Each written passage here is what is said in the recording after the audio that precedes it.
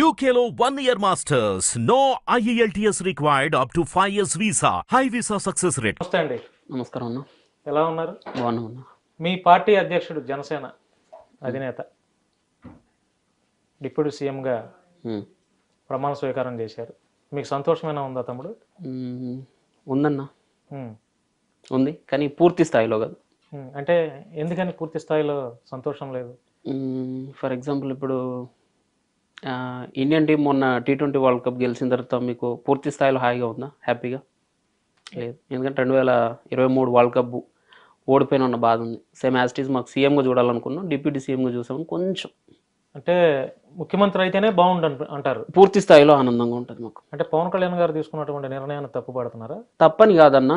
ఇప్పుడు జనరల్గా ఒక ఫ్యామిలీ ఉందన్న, ఫ్యామిలీలో పేరెంట్లు కానీ లేకపోతే పెద్దవాళ్ళు కానీ మన నాన్నమ్మ తాతలు కానీ మనవాడు ఒక మంచి పొజిషన్కి వెళ్ళాలి, వాడు బాగుపడాలి, లేకపోతే వాడు ఒక పెద్ద డాక్టరో సైంటిస్టో లేకపోతే ఒక సినిమా యాక్టర్ ఏదో కావాలని కోరికలు కోరుకుంటాడు.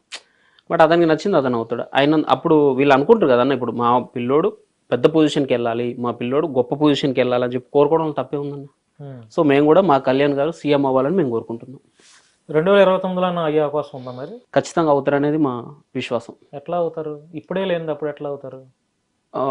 ఈసారి మేము త్యాగం చేస్తాం కాబట్టి నెక్స్ట్ టైం వాళ్ళు త్యాగం చేస్తారు అనేది మా ఒపీనియన్. అంటే చంద్రబాబు నాయుడు గారు ఉండగా పవన్ కళ్యాణ్ గారు ముఖ్యమంత్రి అయ్యే అవకాశం ఉందా అసలు? ఖచ్చితంగా. కళ్యాణ్ గారు తగ్గి సిబిఎన్ గారిని సీఎం చేసినప్పుడు సిబిఎన్ గారు కూడా తగ్గి కళ్యాణ్ గారిని నెక్స్ట్ టైం సీఎం చేస్తారు అనుకుంటున్నాం మేము. అంటే 21 సీట్లు చంద్రబాబు గారు ఇస్తే 21 సీట్లు గెలిచారు. అంటే ఈ గెలిచిన తర్వాత రిజల్ట్ చూసిన తర్వాత బహుశా మా జనసేన పార్టీకి ఇంకా కొంచెం ఎక్కువ సీట్లు ఇచ్చినా కూడా మేబీ మేము గెలిచి ఉండేవాళ్ళమేమో అనే ఒక ఫీలింగ్ అయితే ఉందా? 100% ఉంది. ఖచ్చితంగా గెలిచే వాళ్ళం, ఇంకొంచెం ఎక్కువ తీసుకొని ఉంటే అందరికి ఉంది అది. అంటే ఎందుకని ఇప్పుడు 2 పార్టీలు 3 పార్టీలు పొత్తుంది, జనసేన పార్టీ 21 సీట్లే ఎందుకు పవన్ కళ్యాణ్ గారు సరిపెట్టేసుకున్నారు? అడగొచ్చు కదా, ఒక 40 సీట్లైనా అడగొచ్చు కదా. ఆయన ఆ పరిస్థితుల్లో ఆయన తగ్గాలనుకున్నారు, తగ్గారన్న. అప్పుడు 10 సీట్లే తీసుకోవచ్చుగా.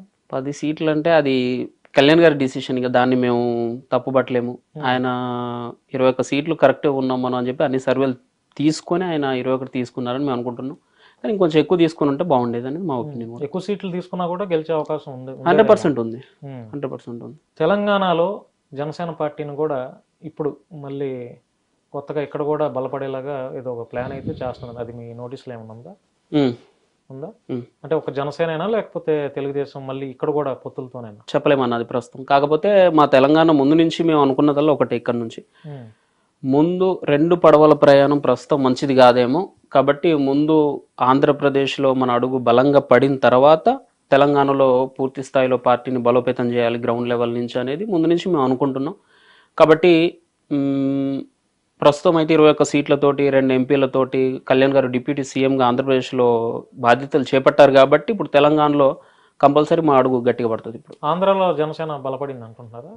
100% పడింది కాబట్టే సిబిఎన్ గారు అంత ఈజీగా సీఎం అయ్యారు. వైసీపీ 11 సీట్లకే భూస్థాపితం అయిపోయింది. అంతా పవన్ కళ్యాణ్ గారి వల్ల సాధ్యమైందా? ఆయన చరిష్మానే అక్కడ పనిచేసింది అనేది మా విశ్వాసం. అంటే చంద్రబాబు నాయుడు గారు వేస్ట్ అనమాట?